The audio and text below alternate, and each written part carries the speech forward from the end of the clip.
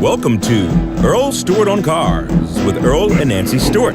Reach them with your questions at 877-960-9960. We mystery shop CarMax in Boynton Beach. The Takata saga. I think everybody's heard of Takata. In the last 8-10 months, we've mystery shopped dozens of car dealerships in our listing area to see how they handle a customer who tries to buy a vehicle from them that is affected with a deadly Takata airbag recall. There are tens of millions, you heard me right, millions of vehicles in the United States affected by an extremely dangerous safety defect in their airbag systems. The propellant, the explosive powder used to inflate the airbag in a fraction of a second, can degrade over time, especially in hot, humid climates like Florida, causing it to explode much more rapidly and forcefully than it was designed to. This can cause the metal housing of this inflator to turn into razor-sharp fragments, literally shrapnel, just like a hand grenade, that can maim and kill the occupants of the vehicle.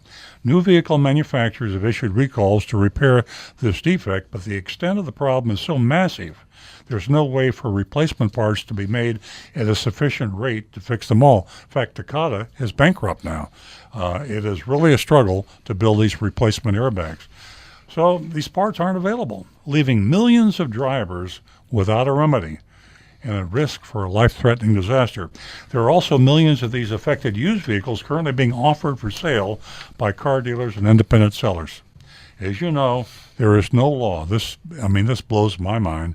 There is no law that prevents them from selling you a car. Any car dealer in the United States can sell you a car without even telling you that there's a deadly Takata airbag in there that can't even be fixed because there's no part available. Car dealers are free to sell these death traps with no disclosure to unsuspecting consumers.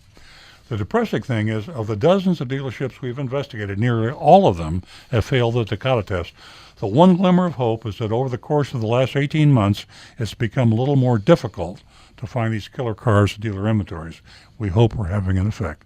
I believe we are. This week, we investigated the country's largest retailer of used cars, CarMax. A study conducted of CarMax locations in California, Massachusetts, Connecticut by a coalition of safety advocates found that 27% of the 1,699 vehicles checked had open safety recalls. Now, 27%, folks. I mean, that's like Russian roulette. You walk into a CarMax, 27% chance that you're going to get a bad, defective recall in the car you buy. So that's the reason we decided to shop them. When we looked at the CarMax Boynton Beach website, we were not encouraged. The very first car that we looked at, a 2010 Ford Mustang for $12,998, had a no fix, no parts available, passenger side Takata recall. We sent Agent PN to investigate. Here's the report. After quickly finding a parking spot in front of the CarMax showroom, I walked inside and was greeted immediately by a gentleman named Sky. At first I thought he was a greeter, but it turned out he would be my salesperson. Sky wanted to know if I had a particular vehicle in mind or if I wanted to help selecting one that suited my needs. I told him that I had found a reasonably priced Ford online and wanted to check it out. I showed him the information I had printed from their website. Sky checked it out, said he'd be right back. He needed to know the location. He needed to find the location of the vehicle. I waited only a couple of minutes before Sky returned, and we walked out to the car together. He handed the keys to me and invited me to drive. I asked him about the safety of the car. I told him that my wife was expecting her first child in less than 2 months, and that I considered safety to be my primary concern. He said that as soon as we got back, he would review the vehicle history reports with me. When we got back to CarMax, Sky turned to his computer and pulled the auto check report for the Mustang. Auto check is another check like Carfax. Not quite as good as Carfax, but auto check is fairly accurate. The very first thing he pointed out was the Takata passenger side recall. He read the notice on the report explaining that there were no parts available. He told me that many of these recalls do not have parts. Now, this is shocking and surprising, pleasantly so. In some cases, it could take a very long time before repairs could be made. I pressed him to give me an estimate of how long I would have to wait. He replied that there was no way to make that estimate. Now, in a lot of dealerships we shopped, this wasn't the case. They would totally hide the fact. We had one dealership where they actually tore up or discarded the part of the Carfax report that gave that information and then flat lied about the fact that there was no recall. So this is very good, the fact that at least CarMax is telling the truth. I told him I was losing some confidence in the car. I asked him if I bought the car, should I be concerned for my safety? Sky replied that he personally would be concerned. Now, that's a shocker. The next thing he said shocked me. He said that Takata airbags have been known to explode and send metal fragments into the car, injuring, in some cases, killing the occupants. Now, here's a salesman in CarMax telling you that if you buy this car, it can kill you. And I personally wouldn't buy the car. Kind of makes you wonder, doesn't it? I mean, it's like I'm making the story up, but I'm not making the story up. This is true. I asked him why they were selling these cars if they were so dangerous.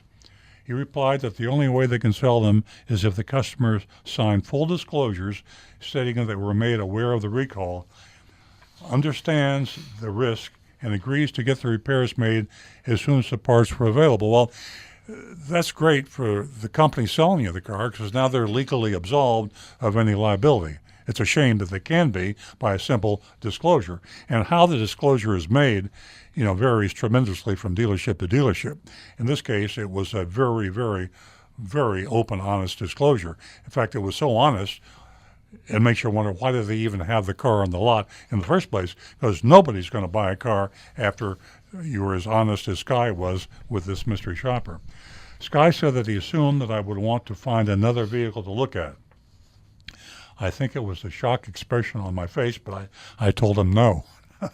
Now, Sky can't figure this out. He doesn't know he's talking to a mystery shopper. No customer would have continued interest at this point. I said I would consider waiting for the parts to become available if they would agree to deliver the car to his house. I said I thought the price was good. I may be willing to park it in my driveway for a while. Now, what our mystery shopper is doing is trying to get the paperwork. We're trying to document the fact that they would sell the car. So the shopper is just doing what his job was to get the evidence. No real person would have ever bought the car with that kind of disclosure. Now, Sky's trying to talk the mystery shopper out of buying the car. He said, it's going to be a long time before you get it fixed. I replied, I wasn't sure if that was my plan, but I would consider doing this after discussing it with my wife. Sky has got to think that the shopper is mentally ill. I can't imagine why he would pursue this. I mean, he's got a wife expecting a child, and he's going to buy this car with a hand grenade in the dashboard. So I don't know what the Sky's thinking, but I give kudos to Sky. The guy he's a good guy. He's an honest guy. I asked him what the matter was. He said, it looks like someone has reserved the car online. Don't understand this. He's looking at his computer. It had sold while we were discussing it. I asked him to explain. He said it hadn't actually been purchased yet, but a hold had been put on. CarMax had this function on their website. He said this doesn't mean that it won't become available, and the only thing this affects now is the ability to print my buyer's order. Now, this is really almost immaterial. Internal thing. There's no subterfuge going on here. Just a little interesting glitch. Sky printed the buyer's order using a sample Chrysler 200. Sale price was identical, $12,998. The added $299 CarMax processing fee. That's a dealer fee, folks. One of the lower dealer fees. By the way, CarMax didn't used to have a dealer fee, and they added it back, but it's only $299. That's the lowest dealer fee I know of. They have a $374 in registration fees, $799 in sales tax, and here's an extra dealer fee, $27.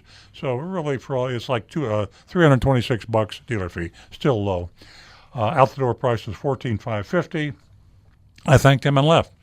So there you have it. To me, the amazing thing is that they are selling, CarMax is selling 27% of their cars with defective, dangerous recalls.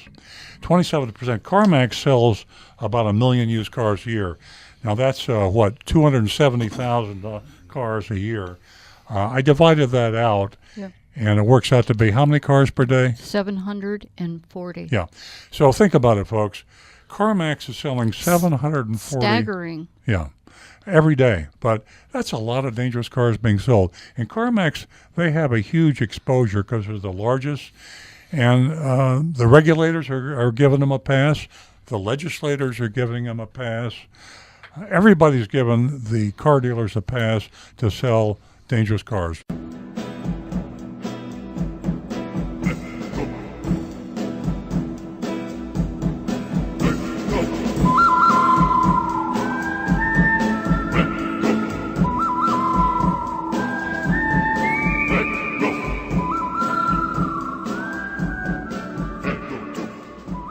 Hi, this is Earl Stewart. Thank you for watching this video. If you would like to be notified of new videos that we post to our YouTube channel, simply click on the subscribe button at the lower right-hand side of the screen.